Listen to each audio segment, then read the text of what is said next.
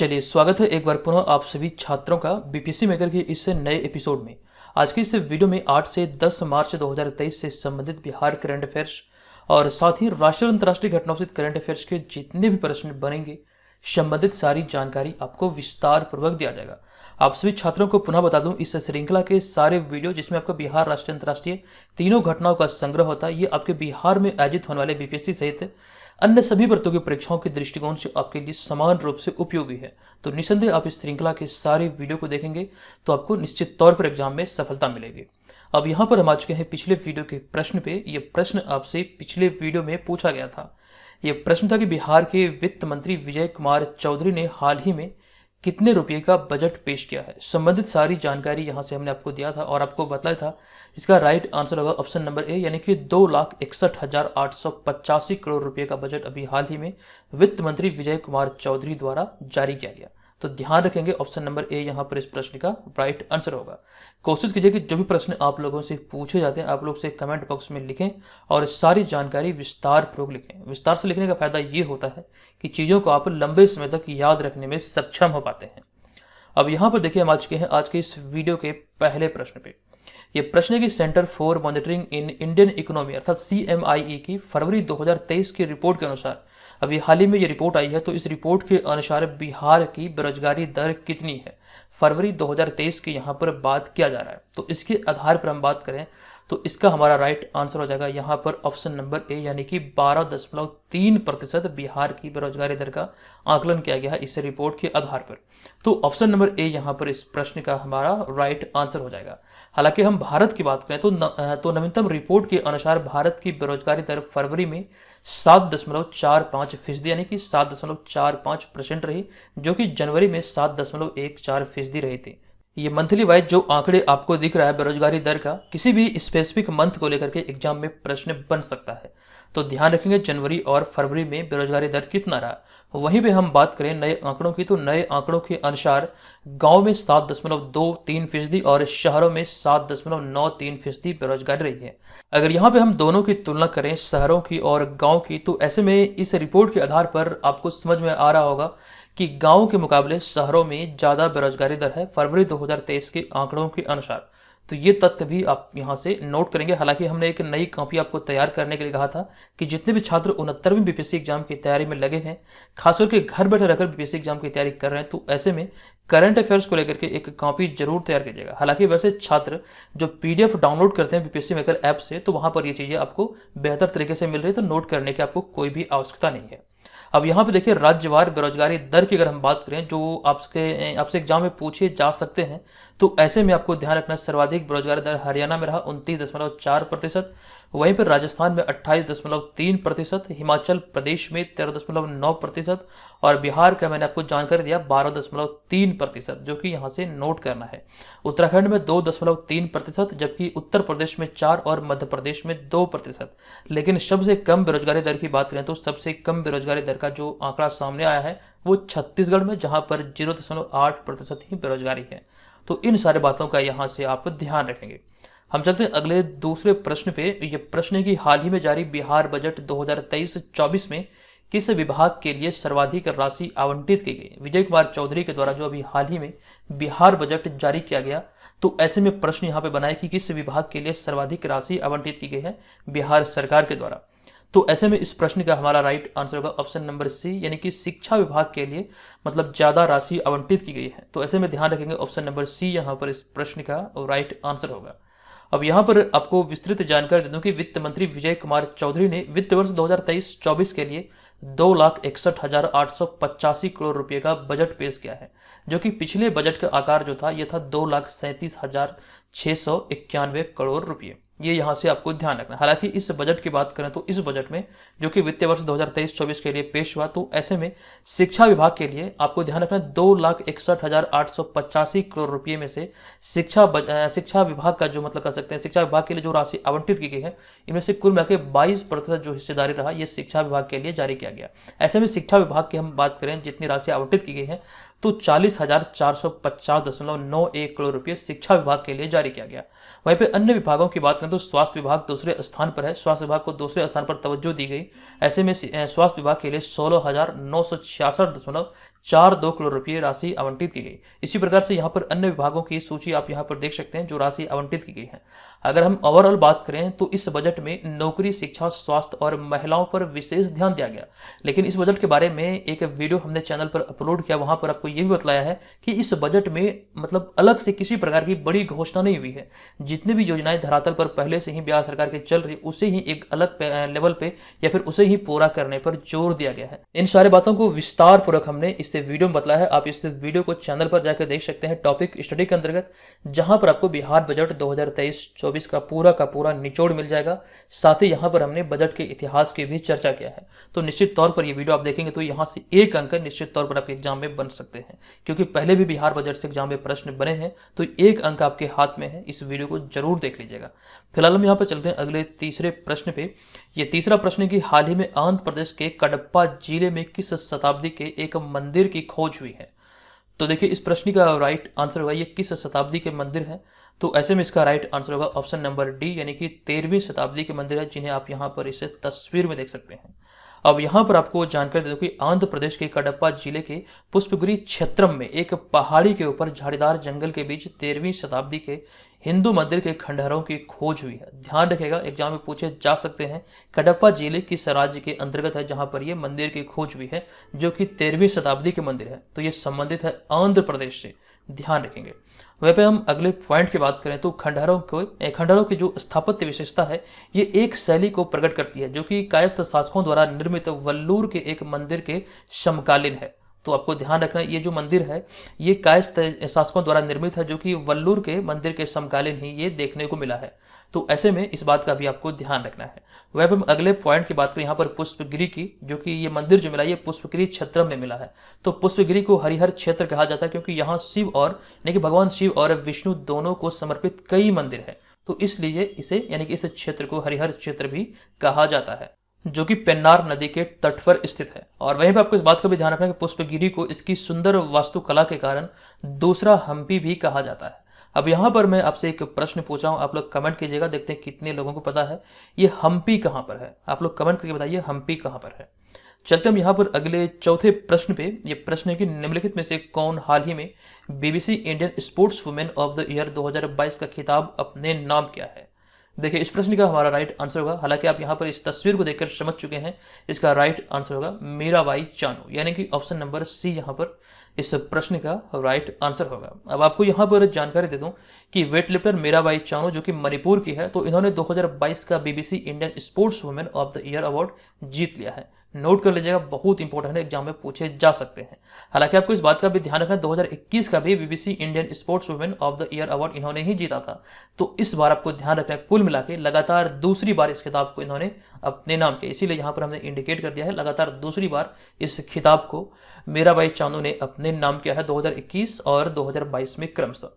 अगले पॉइंट की हम बात करें तो साल 2020 में यहाँ पर देखिए मीराबाई चानू के कुछ उपलब्धियों का जिक्र यहाँ पर किया गया है कि 2020 में उन्होंने टोक्यो ओलंपिक में वेट लिफ्टिंग का सिल्वर मेडल जीता था, और ऐसा करने वाली यानी कि वेट लिफ्टिंग के इतिहास में ऐसा करने वाली पहली भारतीय महिला खिलाड़ी बनी थी मीराबाई चानू, जो कि सिल्वर मेडल भारत को इन्होंने दिलाया था टोक्यो 2020 में।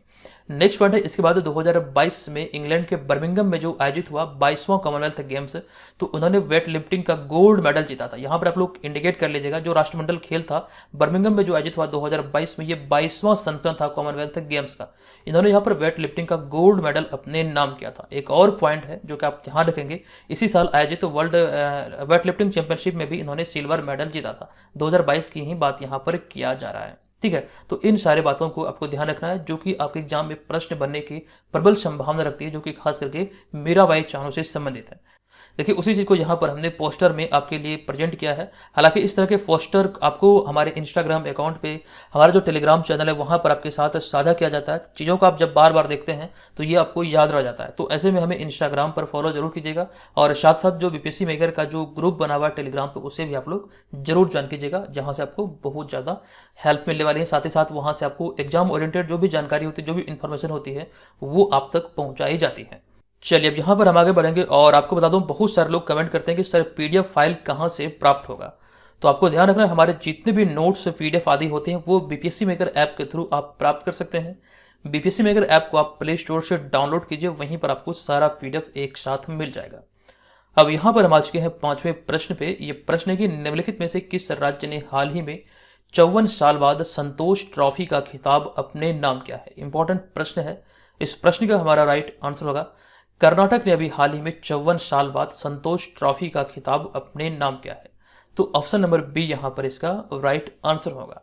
यहाँ पर हम एक्सप्लेनेशन की बात करें तो हाल ही में संतोष ट्रॉफी का 76वां संस्करण आयोजित हुआ था और इस टूर्नामेंट के ग्रुप स्टेज के मैच भारत में ही खेले गए, जबकि नॉकआउट मुकाबले की बात करें तो ये सऊदी अरब में 1 से 4 मार्च 2023 के बीच खेले गए, जिनमें कि कुल 36 टीमों ने भाग लिया था। ये यहाँ से आपको ध्यान रखना है। इसका जो 76वां संस्करण अभी हाल ही में आयोजित हुआ, ये भारत और सऊदी अरब में ये आयोजित हुआ, जिसमें कि 36 टीमों ने भाग लिया। वहीं पे हम अगले पॉइंट की बात करें तो सऊदी अरब की राजधानी रियाद के किंग फहद इंटरनेशनल स्टेडियम में खेले गए खिताबी मुकाबले में कर्नाटक ने पहली बार फाइनल में पहुंची मेघालय को 3-2 से हराकर 54 साल का इंतजार खत्म करते हुए संतोष ट्रॉफी राष्ट्रीय फुटबॉल चैंपियनशिप का खिताब अपने नाम किया है। ध्यान रखेंगे, जो प्रश्न यहाँ से आपके एग्जाम में बन सकते हैं वो संबंधित चीजें यहाँ पर हमने एक्सप्लेनेशन में शामिल किया है। ये कहाँ आयोजित हुआ, ये इसका कौन सा संस्करण था, कितने वर्षों के बाद कर्नाटक ने जीता, या फिर किस टीम ने इस खिताब को अपने नाम किया, किसे हराकर, ये सारी बातें यहाँ पर लिखा गया। और एक प्रश्न ये भी बन सकता है कि संतोष ट्रॉफी किस खेल से संबंधित है, तो फुटबॉल से संबंधित है। ये संतोष ट्रॉफी फुटबॉल से संबंधित है, आप सभी जानते हैं पहले से हैं। अब यहाँ पर हम अगले पॉइंट की बात करें तो हमारा अगला पॉइंट है कर्नाटक के रॉबिन यादव को प्लेयर ऑफ द चैंपियनशिप का अवार्ड मिला है। मोस्ट इंपॉर्टेंट है, ये भी प्रश्न अराइज हो सकते हैं। और सर्वश्रेष्ठ की टीम जो है ये 3रे स्थान पर रही थी, ये आपको ध्यान रखना है। तो पहला दूसरा स्थान किसका रहा? पहला स्थान रहा कर्नाटक का, दूसरा मेघालय का और तीसरा स्थान रहा सर्वश्रेष्ठ की जो टीम है, सेना की जो टीम है, वो 3रे स्थान पर रही। चलते हम अगले यहाँ पर 6ठे प्रश्न पे। ये प्रश्न की निम्नलिखित में से कौन नागालैंड विधानसभा के लिए निर्वाचित होने वाली पहली महिला विधायक बनी है? नागालैंड के इतिहास में पहली महिला विधायक कौन बनी है? तो ऐसे में आप यहाँ पर देख सकते हैं ऑप्शन नंबर बी, यानी कि हेखानी जखालू। आप यहाँ पर इस तस्वीर में देख सकते हैं, यही है हेखानी जखालू, जो कि अभी हाल ही में यहाँ पर नागालैंड विधानसभा के लिए निर्वाचित होने वाली पहली महिला विधायक बनी है। इससे संबंधित तथ्यों की बात करें तो इसमें हमारा पहला पॉइंट होगा कि नागालैंड के 1963 में राज्य बनने के बाद यहाँ कोई महिला विधायक नहीं बनी थी, लेकिन हाल ही में हेखानी जखालू ने दीमापुर से जीत दर्ज कर नागालैंड विधानसभा के लिए निर्वाचित होने वाली पहली महिला विधायक बनकर इतिहास रच दिया। ये नाम यहाँ से ध्यान रखेंगे, इनका नाम है हेखानी जखालू, जो कि दीमापुर क्षेत्र से जीत दर्ज कर नागालैंड विधानसभा के लिए निर्वाचित होने वाली पहली महिला विधायक बनकर इतिहास रची है नागालैंड में, ये ध्यान रखेंगे। अगले फैक्ट की बात करें तो उन्होंने अपने निकटतम प्रतिद्वंदी लोक जनशक्ति पार्टी अर्थात लोजपा के अजेतो जिमोमी को 1536 वोटों से या फिर मतों के अंतर से हराया है। ये यहाँ से ध्यान रखेंगे। रामविलास पासवान द्वारा जो स्थापित जो पार्टी है लोक जनशक्ति पार्टी, तो इसके जो मतलब कर सकते हैं नेता हैं अजेतो जिमोमो, इन्हें हराकर इस मतलब की महिला विधायक बनने का गौरव इन्हें प्राप्त हुआ है। अगले फैक्ट की बात करें तो इसमें आपको ध्यान रखना, हाल ही में लगभग 100 वर्षों के अंतराल के बाद नागालैंड को अपना दूसरा रेलवे स्टेशन घनश्यारी शोखवी रेलवे स्टेशन के रूप में मिला है। हालांकि हम पहले रेलवे स्टेशन की बात करें तो इससे पहले नागालैंड में दीमापुर रेलवे स्टेशन 1903 में खोला गया था, जो कि पहला रेलवे स्टेशन था यहाँ का नागालैंड का। तो ये सारी बातें हमने हालांकि ऑलरेडी आपको बताया है, यहाँ पर रिवीजन पर्पज से पुनः हमने ऐड किया था, तो सारी बातें यहाँ से ध्यान रखेंगे। हम यहाँ पर चलेंगे अब अगले 7वें प्रश्न पे। यह 7वां प्रश्न होगा कि किस राज्य में हाल ही में एडेनो वायरस नामक एक नया वायरस पाया गया है? एडेनो वायरस नामक एक नया वायरस अभी हाल ही में पश्चिम बंगाल में पाया गया है। हाल ही के दिनों में देखा गया कि पश्चिम बंगाल में इस वायरस से संक्रमित कई सारे लोगों की पहचान हुई है। तो इसी चीज को यहाँ पर हमने लिखा कि हाल ही के दिनों में इस वायरस के प्रभाव से पश्चिम बंगाल में कई संक्रमितों की पहचान हुई है। और आपको इस बात का ध्यान रखना, US centre for disease control and prevention के अनुसार एडेनो वायरस एक ऐसा वायरस है जो कि आमतौर पर सांस की बीमारी, हल्की सर्दी या फिर फ्लू जैसी बीमारी के कारण बनते हैं। और ऐसे कई मामले अभी हाल ही में भारत के पश्चिम बंगाल में पाए गए हैं। तो इसलिए यहाँ पर लिखा गया कि एडेनो वायरस नामक एक नया वायरस अभी हाल ही में पश्चिम बंगाल में पाया गया है। तो संबंधित बातें यहाँ से ध्यान रखेंगे। चलिए अब यहाँ पर हम चलते हैं अगले प्रश्न पे। अगला हमारा होगा 8वां प्रश्न। ये प्रश्न के निम्नलिखित में से किनके द्वारा हाल ही में डाक विभाग का अनूठा कवर गो ग्रीन गो ऑर्गेनिक जारी किया गया? तो देखिए इस प्रश्न का हमारा राइट आंसर होगा ऑप्शन नंबर यहाँ पर ई। और ई के तहत ए और सी यानी कि अश्वनी वैष्णव और सिक्किम के 4 मंत्रियों द्वारा अभी हाल ही में यह जारी किया गया है। इसका जिक्र यहाँ पर हमने एक्सप्लेनेशन में किया कि हाल ही में केंद्रीय रेल, संचार और इलेक्ट्रॉनिक्स तथा सूचना प्रौद्योगिकी मंत्री अश्विनी वैष्णव और सिक्किम के 4 मंत्रियों ने सिक्किम के लिए डाक विभाग का एक अनूठा कवर गो ग्रीन गो ऑर्गेनिक जारी किया है। ध्यान रखिएगा ऑप्शन नंबर ई यहाँ पर इस प्रश्न का राइट आंसर होगा। अब यहाँ पे देखिए डाक की चर्चा, यहाँ पर डाक विभाग की चर्चा हुई है, तो ऐसे में एक्स्ट्रा फैक्ट में हमने शामिल किया कि विश्व डाक दिवस हर साल यानी कि प्रत्येक वर्ष 9 अक्टूबर को मनाया जाता है। और 9 अक्टूबर 1874 को स्विट्जरलैंड में यूनियन पोस्टल सर्विस शुरू होने के कारण इसे डाक दिवस के रूप में चिन्हित किया गया और तभी से प्रत्येक वर्ष 9 अक्टूबर को मतलब ये विश्व डाक दिवस के रूप में मनाया जा रहा है। वह हम अगले पॉइंट की बात करें तो विश्व डाक दिवस 2022 की थीम क्या है, जो कि 2022 में 9 अक्टूबर को मनाया गया। तो ऐसे में आपको ध्यान रखना है 2022 का थीम था पोस्ट फॉर प्लेनेट। ये जानकारी हमने आपको विस्तार पूर्वक दिया था। और सिक्किम की बात हुई तो आपको ध्यान रखना सिक्किम दुनिया का पहला 100% यानी कि 100% जैविक राज्य का खिताब हासिल है सिक्किम को, ये ध्यान रखिएगा यहाँ से। अगले पॉइंट में हम यहाँ पर डाक सेवा की बात करें तो डाक सेवा की शुरुआत जो भारत में हुई थी ये 1766 में शुरू की गई थी और भारत में पहला डाकघर 1786 में मद्रास में स्थापित किया गया था। लेकिन डाक सेवा के अंतर्गत जो अन्य सेवाएं होती है उसकी शुरुआत के बारे में यहाँ पर हमने 2 लाइन लिखा है कि 1877 में पार्सल सेवा, 1879 में पोस्ट कार्ड सेवा, 1880 में मनी ऑर्डर सेवा और 1911 में इलाहाबाद से पहली एयरमेल सेवा शुरू की गई थी। तो ये सारी बातें डाक विभाग से संबंधित है जो कि नोट कर लेना आपको। ये प्रश्न की निम्नलिखित में से किनके द्वारा हाल ही में इंडियाज वैक्सीन ग्रोथ स्टोरी नामक पुस्तक का विमोचन किया गया। तो भी हाल ही में इस पुस्तक का विमोचन किया गया मनसुख मांडविया के द्वारा। तो ऐसे में ऑप्शन नंबर सी यहाँ पर इस प्रश्न का राइट आंसर हो जाएगा। आपको ध्यान रखना है कि हाल ही में केंद्रीय स्वास्थ्य और परिवार कल्याण मंत्री डॉक्टर मनसुख मांडविया ने प्रगति मैदान जो कि नई दिल्ली में है, तो प्रगति मैदान में आयोजित विश्व पुस्तक मेला 2023 में श्री सज्जन सिंह यादव जो कि अपर सचिव भारत सरकार हैं, तो इनके द्वारा लिखित पुस्तक India's vaccine growth story from cowpox to vaccine Maitri का विमोचन किया है। यहीं पर यानी कि विश्व पुस्तक मेला 2023 में जो कि अभी हाल ही में प्रगति मैदान में आयोजित है नई दिल्ली में, यहीं पर इसका विमोचन किया है। आपको ध्यान रखना कि मनसुख मांडविया के द्वारा इसका विमोचन अभी हाल ही में किया गया। और यहाँ पे अगर हम इस पुस्तक की बात करें तो पुस्तक कोविड-19 टीकों के विकास, उत्पादन और वितरण में भारत की प्रभावशाली उपलब्धि पर विस्तार से बताती है। इन्हीं सारी बातों का जिक्र इसमें इस पुस्तक में किया गया है। अगला पॉइंट बिहार से संबंधित है। ध्यान रखेंगे 25 अप्रैल 2022 का एक करंट अफेयर्स का प्रश्न है जो कि इंपॉर्टेंट है बिहार के लिए। 25 अप्रैल 2022 को विश्व मलेरिया दिवस के अवसर पर केंद्रीय स्वास्थ्य एवं परिवार कल्याण मंत्री डॉक्टर मनसुख मांडविया द्वारा बिहार को मलेरिया उन्मूलन में उल्लेखनीय प्रदर्शन के लिए सम्मानित किया गया था। ध्यान रखिएगा विस्तार पूर्वक हमने आपको ये सारी बातें बतलाई है। बिहार के स्वास्थ्य मंत्री की बात करें तो वर्तमान में बिहार के स्वास्थ्य मंत्री तेजस्वी प्रसाद यादव हैं, साथ ही वे बिहार के उप मुख्यमंत्री भी हैं। नेक्स्ट हमारा होगा 10वां प्रश्न। ये प्रश्न यहाँ पर है कि निम्नलिखित में से किनके द्वारा हाल ही में पीएम जन औषधि ट्रेन को हरी झंडी दिखाई गई है। तो अभी हाल ही में पीएम जन औषधि ट्रेन को हरी झंडी दिखाई गई मनसुख मांडविया और साथ ही साथ अश्वनी वैष्णव के द्वारा। तो 2 विकल्प यहाँ पर सही है, तो ऐसे में बीपीएससी के दृष्टिकोण से फाइनल आंसर बनेगा ऑप्शन नंबर ई, उपयुक्त में से एक से अधिक। हमारे यहाँ पे पॉइंट है कि केंद्रीय स्वास्थ्य और परिवार कल्याण मंत्री मनसुख मांडविया और रेल मंत्री अश्विनी वैष्णव ने 3 मार्च को नई दिल्ली से एक जन औषधि ट्रेन जो कि छत्तीसगढ़ जन संपर्क क्रांति यानी कि छत्तीसगढ़ संपर्क क्रांति एक्सप्रेस के नाम से भी जानी जाती है, तो इसे भी हाल ही में हरी झंडी दिखाकर रवाना किया गया। आपको ध्यान रखना यह ट्रेन 2 महीने के लिए 4 से अधिक राज्यों की यात्रा करेगी और जेनरिक दवाओं के बारे में जागरूकता फैलाएगी। इस ट्रेन का यही लक्ष्य है, इस दिशा में ये कार्यरत है और अभी हाल ही में इसे हरी झंडी दिखाई गई है। और इसके अतिरिक्त ये बात भी आप ध्यान रखेंगे कि जन औषधि केंद्र पर उपलब्ध दवाओं की कीमत ब्रांडेड दवाओं की कीमतों से 50 से 90% कम होगा इसकी कीमत। तो ये सारी बातें यहाँ से आपको नोट कर लेना है। अब 11वां प्रश्न भी इंपॉर्टेंट है। ये प्रश्न है कि मऊगंज को हाल ही में किस राज्य का नया जिला बनाया गया है। हाल ही में बहुत ज्यादा खबरों में है, तो भी हाल ही में मध्य प्रदेश का 53वां जिला बना है मऊगंज, जो कि मध्य प्रदेश आपको किसी भी विकल्प में नहीं दिख रहा है। तो ऐसे में इसका राइट आंसर होगा इनमें से कोई नहीं, अर्थात ऑप्शन नंबर ई।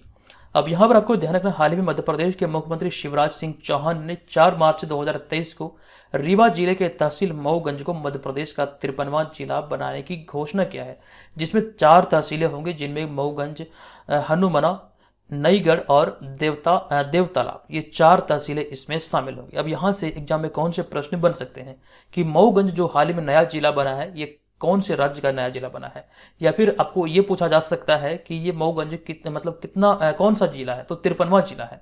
साथ साथ आपको ये भी ध्यान रखना है कि कौन से जिले से ये अलग हुआ है। तो रीवा जिले का पहले तहसील था मऊगंज, जो कि अभी हाल ही में एक नया जिला बना, और इसके अंतर्गत 4 तहसीलें हैं, मऊगंज, हनुमाना, नईगढ़ी और देवतालाब। ये सारी बातें यहाँ से एग्जाम में प्रश्न बन सकते हैं। इस तरह के प्रश्नों पर पहली नजर होती है क्वेश्चन सेटर की, तो आपको यहाँ से ध्यान रखना है। अब यहाँ पे हमारा 12वां प्रश्न है कि निम्नलिखित में से किस राज्य सरकार ने हाल ही में लाडली बहन नामक योजना शुरू किया है। तो लाडली बहन नामक योजना अभी हाल ही में शुरू किया गया किनके द्वारा, तो राइट आंसर होगा मध्य प्रदेश सरकार के द्वारा। इसी चीज को यहाँ पर लिखा गया कि हाल ही में 5 मार्च 2023 को मध्य प्रदेश सरकार ने राज्य की महिलाओं को आर्थिक रूप से स्वतंत्र और सशक्त बनाने के लिए लाडली बहन नामक योजना शुरू किया है, तो संबंधित है मध्य प्रदेश से। तो ये बातें यहाँ से आपको ध्यान रखना। हालांकि लाडली बहना योजना के बारे में यहाँ पर विस्तार से हमने चीज़ों को, यानी कि जो न्यूज़पेपर का जो स्क्रीनशॉट है वो यहाँ पर हमने लगाया है, आप चीज़ों को अच्छे से पढ़ भी सकते हैं। फिलहाल हम यहाँ पर चलते हैं आज के इस वीडियो के प्रश्न की ओर। तो आज के इस वीडियो का हमारा प्रश्न है कि निम्नलिखित में से किस राज्य ने फरवरी 2023 में जारी वित्त मंत्रालय के आंकड़ों के अनुसार जीएसटी संग्रह में 24% की वृद्धि दर्ज किया है। संबंधित सारी जानकारी हमने आपको विस्तार पूर्वक दिया था। बताइए, कमेंट कीजिए, बताइए इसका राइट आंसर क्या होगा। तो दोस्तों आज की इस वीडियो में इतना ही। मिलेंगे नेक्स्ट वीडियो में। जो जानकारी हमने 69वीं बीपीएससी के बारे में दिया था, कोर्स के बारे में, आप लोग चाहें तो इस कोर्स को अवश्य ज्वाइन करें। निसंदेह यहाँ से आपको फायदा मिलने वाला कोर्स, जो इसकी जो मतलब ऑफर की अवधि है, ये 10 मार्च 2023 है। 10 मार्च 2023 तक आप इस ऑफर का लाभ उठा के इसे ज्वाइन कर सकते हैं, जिससे आपको यहाँ पर भरपूर हेल्प मिलने वाली है।